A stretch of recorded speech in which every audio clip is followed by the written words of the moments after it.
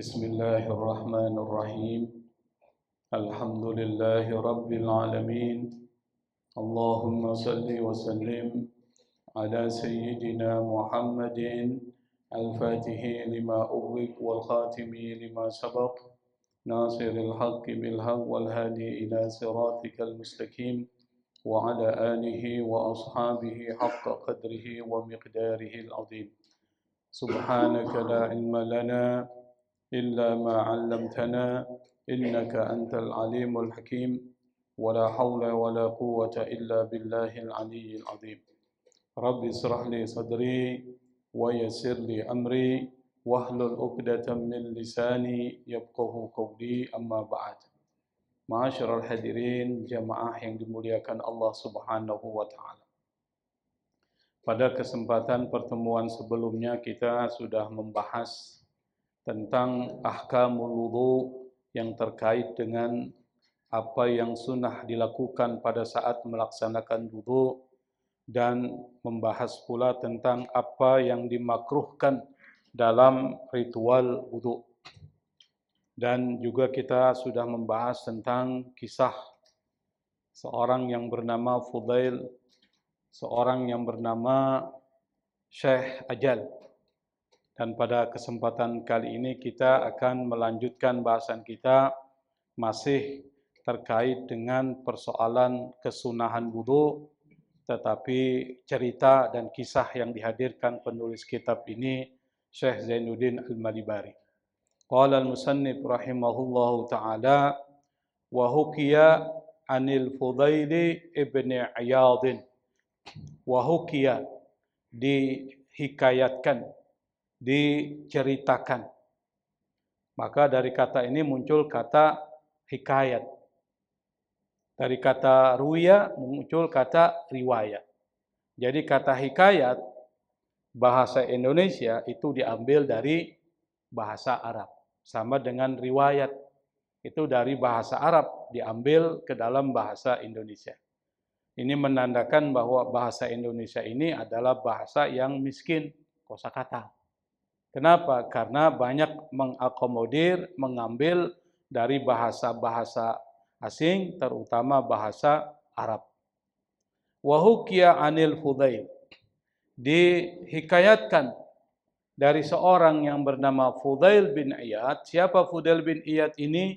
Fudail bin Iyad ini adalah seorang ulama, seorang sufi.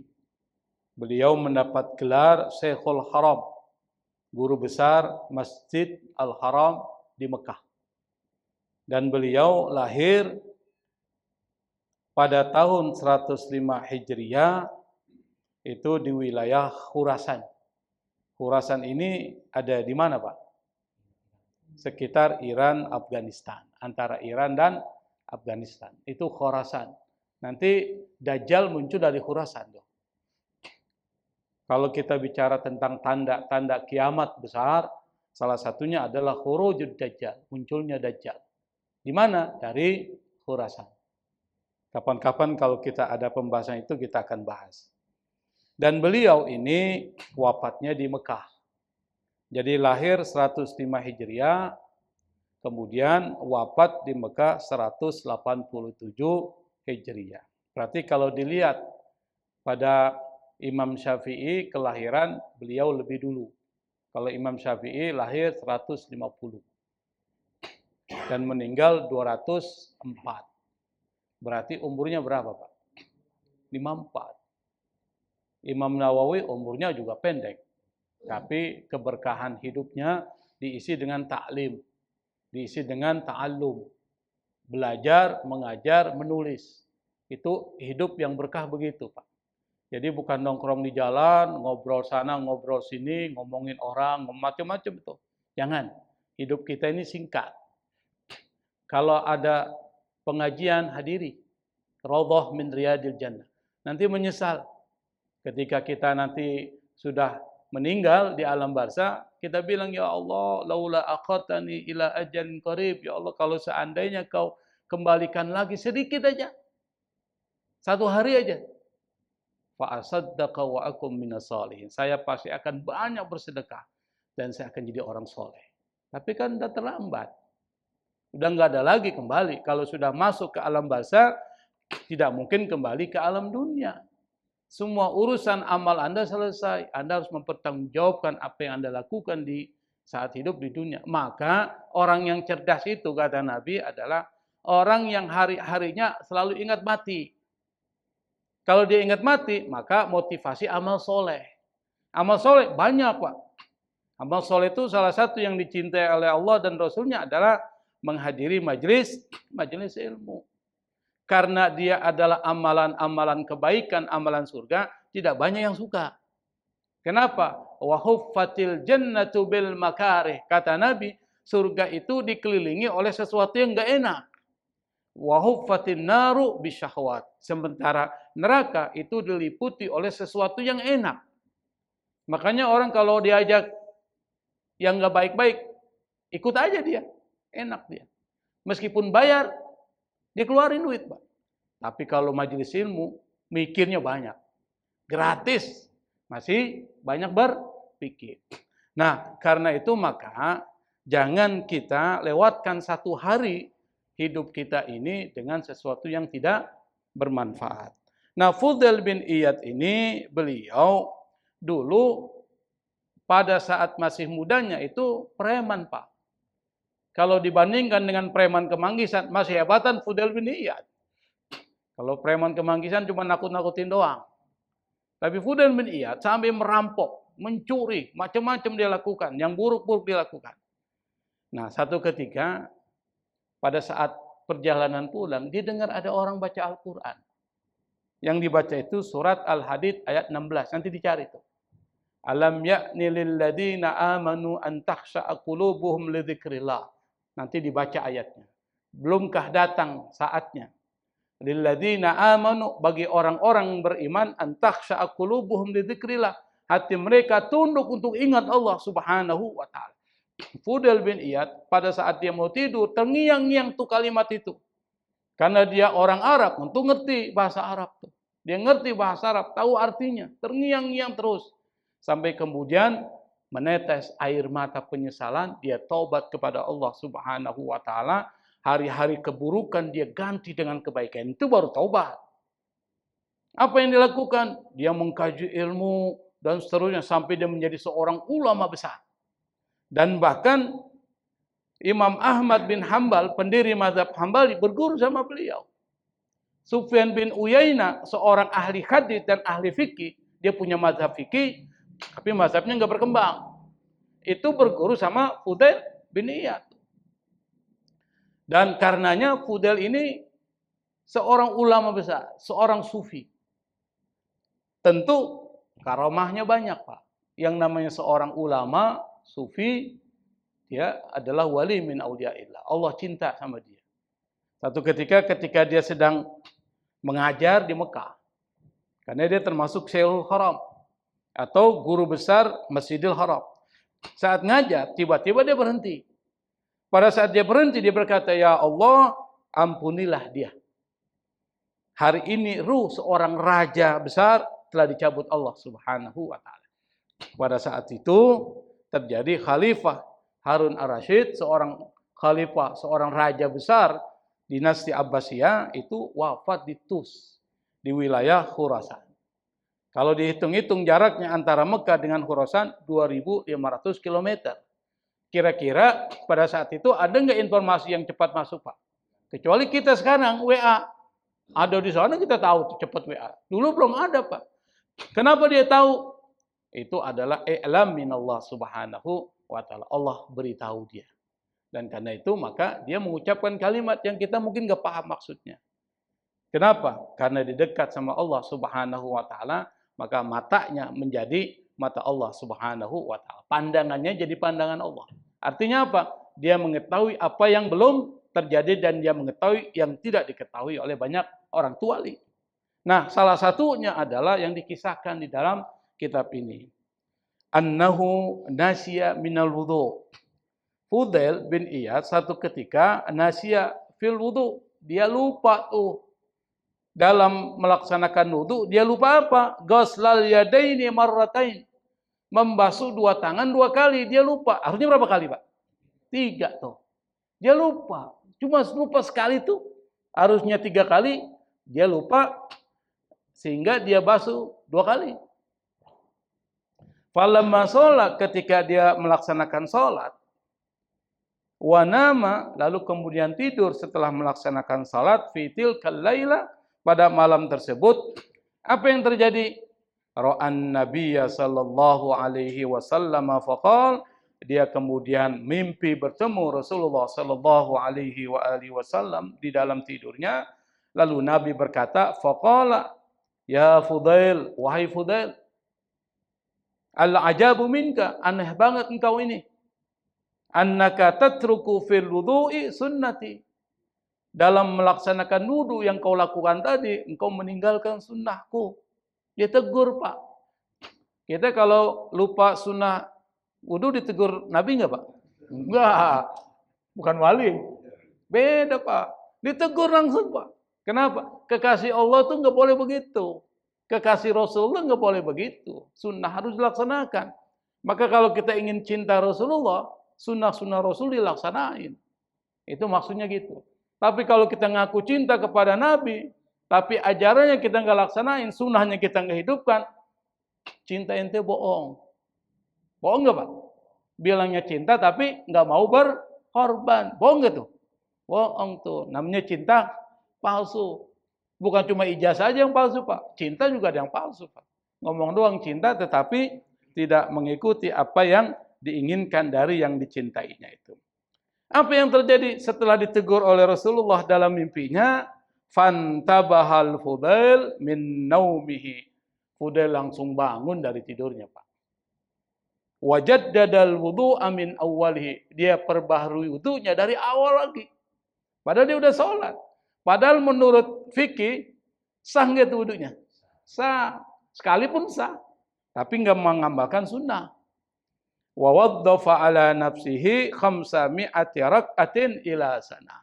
Dia wajibkan buat dirinya melaksanakan sholat sunnah sebanyak 500 rakaat sampai 1 tahun.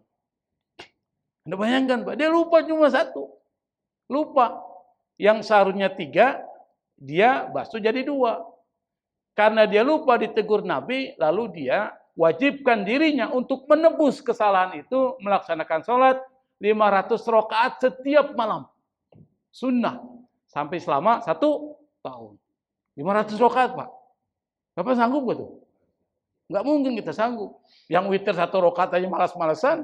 Apalagi yang 500 rakaat. Nah, ini menandakan beliau bukan orang sembarangan. Sebagai apa? Kafaratan lidzalik. Sebagai tebusan, kafar. Tebusan untuk apa? Dia lupa itu membasuh 1 kali lagi, yang seharusnya 3 dia basuh jadi 2. Nafa'anallahu bihi wa bisairi auliyaihi wa razaqana ittiba'ahum. Dan kemudian penulis kitab ini doain kita. Syekh Zainuddin Al-Madibari ini wali penulis. Kita nggak anggap sembarangan ini. Yang nulis kitab ini itu bukan orang sembarangan. Madzhab Syafi'i dan wali min auliyaillah. Kakeknya pun wali. Semoga Allah memberikan manfaat dari Fudail bin Iyad buat kita dan manfaat dari seluruh wali kekasih Allah Subhanahu wa taala, wa razaqana ittiba'ahum, dan Allah menganugerahkan kepada kita untuk mengikuti jejak-jejak para kekasih Allah Subhanahu wa taala. Maka enggak pantas kalau wali-wali Allah kita hina. Enggak pantas kalau wali-wali Allah, kekasih Allah, kita maki-maki. Apalagi kita fitnah. Kita sebarkan yang buruk buat mereka. Wali ya. Kalau orang mungkin lain. Tapi kalau wali kekasih Allah, hati-hati, Pak. Darahnya beracun. Maksudnya apa? Kalau Anda minum darah beracun, mati nggak?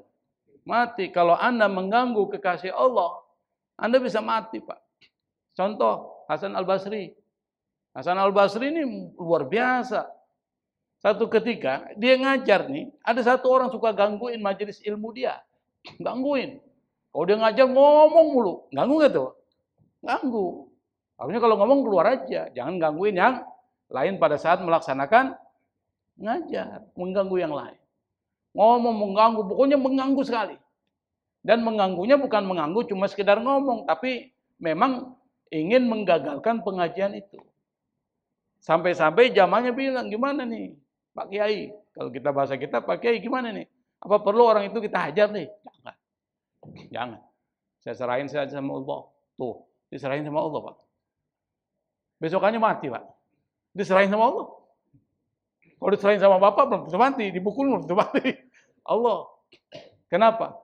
Man adza waliyan faqad adzani. Kata Allah, barang siapa yang ganggu waliku, dia menggangguku. Tuh. Faqad adzantuhu lil harbi. Kata Allah, barang siapa yang mengganggu waliku, maka dia aku proklamirkan perang buat kepada dia. Berani nggak perang sama Allah, Pak? Nggak berani kita. Allah yang punya langit dan bumi. Ente tinggal kirim nyamuk aja. Seperti Namrud dikirim cuma nyamuk atau lalat itu. Lalat masuk ke dalam ke dalam mulutnya kemudian masuk mengganggu semua ini. Mati, Pak. Raja cuma mati dengan lalat, Pak. Hina nggak tuh? Hina tuh raja. Jadi banyak tuh terjadi seperti itu. Nah, karena itu maka kalau berdasarkan apa yang diriwayatkan dari kitab ini, kalau bisa yang sunnah-sunnah jangan kita tinggalkan. Berarti pembahasan sunnah selesai. Kita masuk pada pembahasan berikutnya. Wa nawaqiduhu. Nawaqid. Kalau kita belajar bahasa Arab dari kata naqadha. Naqadha itu membatalkan. Yang membatalkan namanya naqidhah. Lalu jamaknya nawaqid. Kalau ada kitabnya enak nih, tinggal baca kan. Nawaqiduhu. Yang membatalkan wudu, apa itu? Perlu kita pahami. Yang namanya wudu itu syariat. Setiap syariat ada SOP-nya. Apa SOP itu? Standar operasional prosedur. Kalau nggak ada SOP-nya berantakan nggak ya? Berantakan. Maka wudu ada SOP-nya. Ada yang wajib dilaksanain prioritas. Ada yang direkomendasikan untuk dilaksanakan sunnah. Ada yang nggak boleh dilaksanain tuh. Batal, nggak batal, tapi jangan. Tapi ada kalau dilaksanakan, itu bisa membatalkan proyek atau program. Bahasanya begitu. Nah, wudu juga sama. Kalau kita melakukan hal ini, maka akan membatalkan wudu kita. Kalau membatalkan wudu kita, maka kalau sholat kita laksanakan dengan wudu yang batal, akan membatalkan sholat kita. Risikonya seperti itu. Wa nawaqiduhu, yang membatalkan wudu apa? Tayakkunu khuruji syai'in ghairi maniyyihi walau rihan min farjin. Pertama, kata penulis kitab ini adalah yakin. Yakin ya, 100% yakin. Bukan ragu. Kalau ragu-ragu lain hukumnya. Yakin apa? Khuruj, keluar. Maka orang jamaah tabligh ada suka bilang khuruj. Itu artinya keluar. Macam-macam keluarnya. Yang ini keluar apa? Khuruju syai'in, keluar sesuatu ghairi manihi, selain air mani. Walau rihan min farjin, meskipun keluarnya itu dalam bentuk angin dari farjin. Berarti kalau kita gabungkan, keluar dari kubul dan dubur, dari depan dan dari belakang. Apa? Kalau dari belakang misalnya apa, Pak? Angin, apalah itu kalau angin? Bahasa kita apa angin? Kentut. Apalagi yang dari belakang? Kotoran. Itu najis tuh. Kotoran. Apalagi? Ya, itu aja. 2. Kalau dari depan? Air kencing. Hah? Ada 4 dari depan. Air kencing. Apalagi? Madhi. Wadi. Tuh. Kemudian kalau perempuan haid dan istihadah. Itu yang keluar dari kubul. Kubul itu depan, dubur belakang. Dari kubul dan dubur. Berarti di sini mani dikecualikan. Kenapa? Kalau mani itu menyucikannya bukan dengan wudu. Dengan apa, Pak?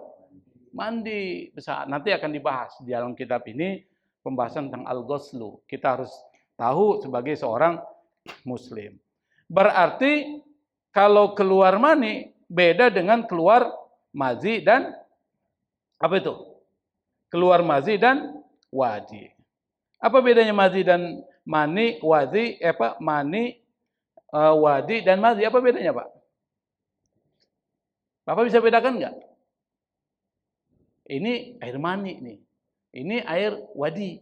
Ini air mazi. Bisa bedakan nggak? Pernah keluar nggak, Pak? Pernah nggak keluar? Pernah lah, saya nggak mungkin nggak pernah. Pertama, kalau air mani itu sifatnya, kalau kita baca kitab fikih itu kental. Kental, dia nggak cair. Kedua, putih, seperti adonan roti. Putih. Pernah lihat air mani kan? Pernah lihat, Pak? Ya pernah, mesti nggak pernah lihat. Bohong kalau nggak pernah lihat kan? Lihat itu. Perhatikan, dia seperti kental, seperti adonan roti. Baunya beda, seperti telur mentah. Dan yang ketiga, keluarnya memancar. Bukan keluar biasa, tapi apa sih kalau bahasa Betawinya? Muncrat. Muncrat. Tahu muncrat, Pak? Plot, gitu. Kalau sesuatu yang tertahan keluar, itu namanya muncrat.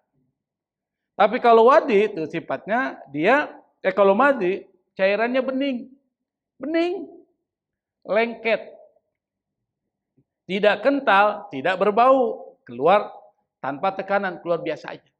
Tidak memuncrat. Kalau wadi cairannya putih, keruh. Tidak seperti mazi yang bening. Dia seperti mirip mani tapi lebih encer. Keluar setelah kencing. Kalau kencing tuh, Bapak kencing tuh keluar, itu namanya wadi. Tapi kalau Bapak melamun, yang dipikirin Luna Maya. Tiba-tiba keluar tuh, misalnya mazi itu. Gitu, bisa paham ya?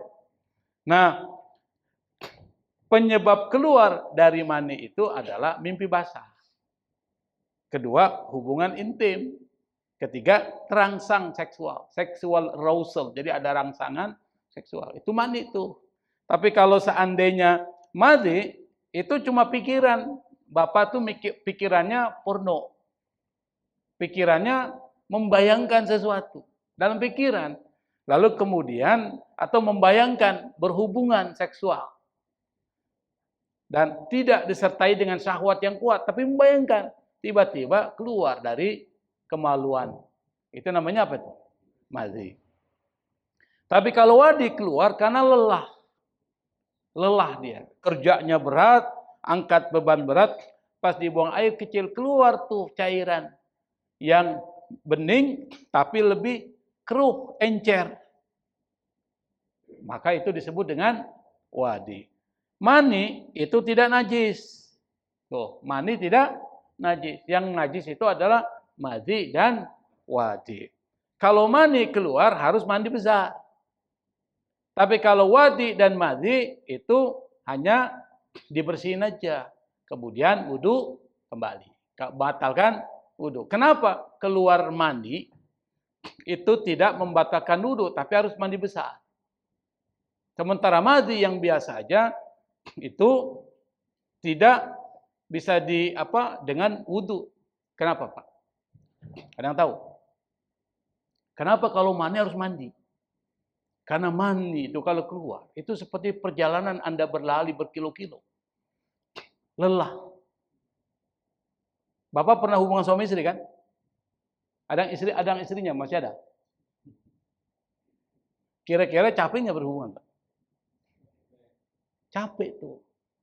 Nah, untuk menghilangkan capek harus dengan apa? Mandi.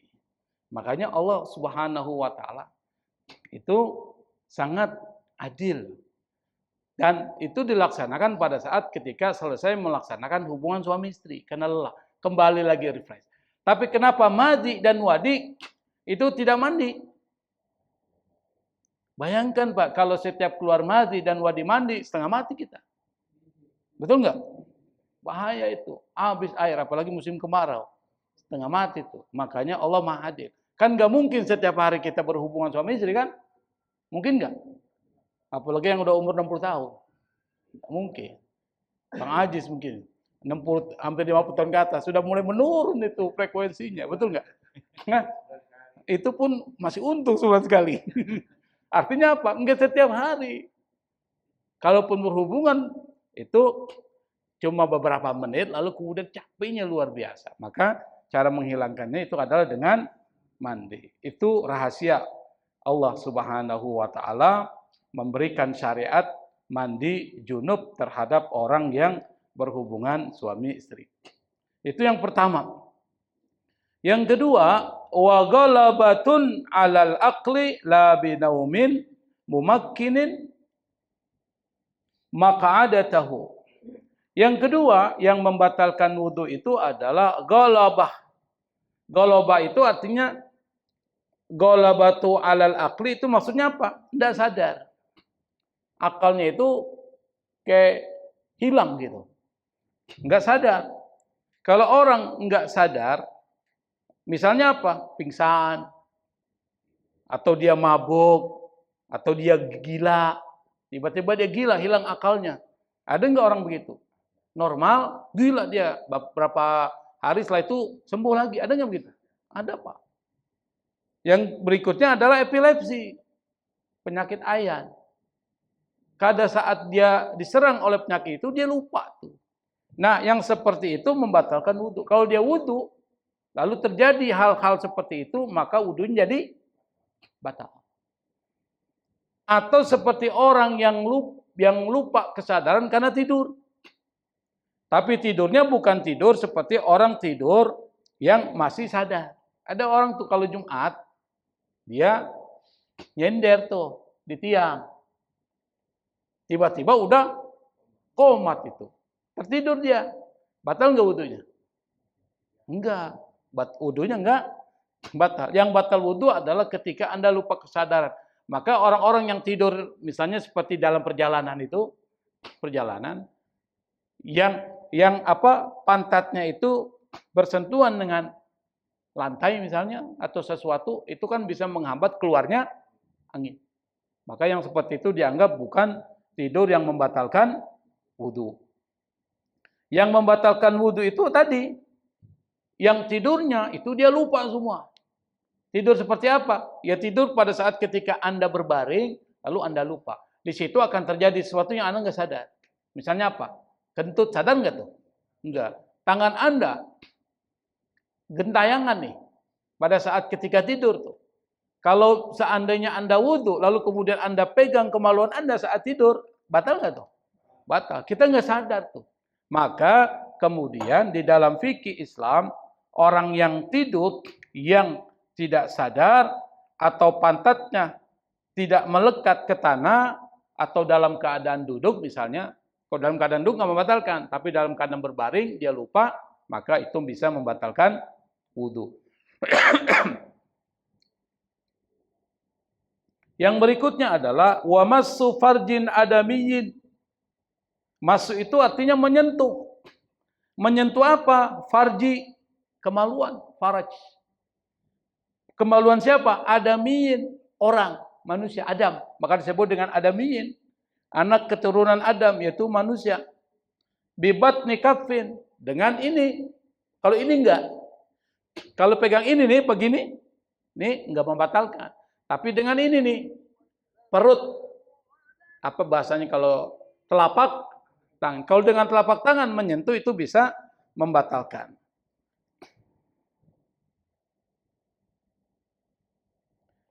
Wa talaqi basyaratai dzakarin wa unsa bikibarin la ma'a mahramiyatin. Atau yang membatalkan wudu itu adalah bertemu kedua kulit, basyarah. Basyarah itu kulit. Dua kulit laki-laki dan perempuan itu bersentuhan. Bersentuhan itu. Dengan syarat perempuan itu sudah besar atau sudah balik. Tapi kalau perempuan itu masih kecil, belum balik, itu nggak membatalkan. Kan ada kan anak kecil, kita ini udah wudhu nih, tiba-tiba, om, salaman. Nah, gitu kan, ya salam ini, dia masih umur 2 tahun, 3 tahun. Batal nggak tuh? Enggak. Dalam mazhab Syafi'i, itu dianggap tidak membatalkan wudhu. Yang penting, pada saat bersentuhan, orang yang bersentuhan itu tidak disertai syahwatnya. Itu dalam mazhab Syafi'i. Dan hampir sebuah mazhab juga, hampir semuanya seperti itu. La ma'a mahramiyah, tapi kalau dia mahram, mahram itu adalah perempuan yang tidak boleh dinikahi, itu mahram. Maka bersentuhan dengan mahram itu tidak membatalkan wudu. Misalnya saya punya kakak kandung nih perempuan, saya udah wudu, boleh nggak saya salaman dengan dia? Boleh, nggak membatalkan wudu. Kenapa? Karena mahram. Siapa lagi mahram? Ibu kita, ibu mertua, itu mahram tuh. Ponakan, itu dianggap mahram, kakak kandung dan sebagainya itu mahram. Termasuk ibu sepersusuan dan anak sepersusuan itu mahram. Tapi jarang kan terjadi ibu sepersusuan atau anak sepersusuan. Nah, bagaimana kalau istri kita bersentuhan, batal nggak? Batal tuh. Makanya orang tuh kalau sholat dengan istri, habis selesai sholat fardu, jangan bersentuhan. Cium tangan istri kan, setelah itu dia sholat sunnah, itu nggak boleh tuh, dianggap batal, wudu lagi. Kalau mau bersentuhan, perempuan ini harus ada penutupnya. Kan ada tuh mukena tuh, baru dia cium tangan suaminya, pakai gimana caranya tuh? Dia tidak bersentuhan kulit, yang penting ada penghalang, itu nggak membatalkan wudu. Tapi kalau seandainya tidak ada penghalang, bighairi hail, itu bisa membatalkan wudu. Kita lanjutin nih, dikit lagi. Wa yahrumu bil hadasi salatun wa tawafun wa sujudun. Yahrumu, haram, bil hadasi, karena hadas. Hadas itu ada dua. Hadas besar, hadas kecil. Kalau hadas kecil dihilangkan dengan wudu dan alternatif wudu, tayamum. Kalau hadas besar, menghilangkannya dengan apa? Dengan mandi. Kalau tidak ada air, dengan tayamum. Tayamumnya gimana kalau mandi hadas besar penggantinya? Bukan guling-guling, tambah kotor itu. Seperti orang wudu, seperti orang tayamum pengganti wudu. Nanti akan dibahas juga sedikit di sini. Wa yahrumu bil hadasil asghar, haram karena hadas kecil. Apa yang diharamkan? Salatun. Anda kalau belum wudu, nggak boleh sholat. Kenapa? Salatnya nggak diterima Allah. La yaqbadullahu salata ahadikum idza ahdatsa hatta yatawadda. Kata Nabi, tidak Allah terima salatnya salah seorang dari kalian apabila dia berhadas sampai dia melaksanakan wudu. Kenapa harus berwudu? Dan kenapa salat tidak boleh dilaksanakan tanpa wudu? Karena salat itu komunikasi kita dengan Allah. Kalau komunikasi dengan Allah harus bersih. Dan bersihnya bukan cuma bersih batin, tapi lahir juga. Lahir dan batin. Makanya ketika orang sholat itu berdialog, berkomunikasi. Anda mau bertemu dengan orang yang lebih tinggi dari Anda, bos Anda lah. Kira-kira mandi dulu nggak Pak? Mandi, bersihin dulu. Supaya badan tidak bau. Pakaian yang bersih dipakai, yang wangi, pakai parfum dan sebagainya. Kenapa? Mau menghadap atasan. Bos, ini menghadap Allah yang memiliki langit dan bumi, surga dan neraka, yang menciptakan kita. Pantas dia kalau kita menghadap Allah, berkomunikasi dengan Allah melalui sholat tanpa ada bersuci. Pantas nggak? Nggak pantas. Maka harus bersihkan dulu tuh. Nah, salah satu membersihkannya adalah bukan cuma batin yang dibersihkan, tapi lahir. Apa caranya? Diturunkan syariat oleh Allah. Nih, kalau ente mau ketemu saya nih, dalam sholat Anda untuk berkomunikasi, caranya berwudu. Diajarkan kepada Rasulullah, dan Rasulullah ngajarin kepada kita. Ini caranya. Jangan sembarangan, jangan bikin-bikin. Jangan bikin bid'ah. Bid'ah itu sesuatu yang bertentangan dengan apa yang disyariatkan oleh Allah Subhanahu wa taala. Artinya buat-buat. Yang berikutnya adalah kenapa harus wudu pada saat melaksanakan sholat? Supaya konsentrasi. Anda mau berkomunikasi dengan Allah, tapi pikirannya ngambang. Ada adabnya nggak tuh? Nggak adab ente.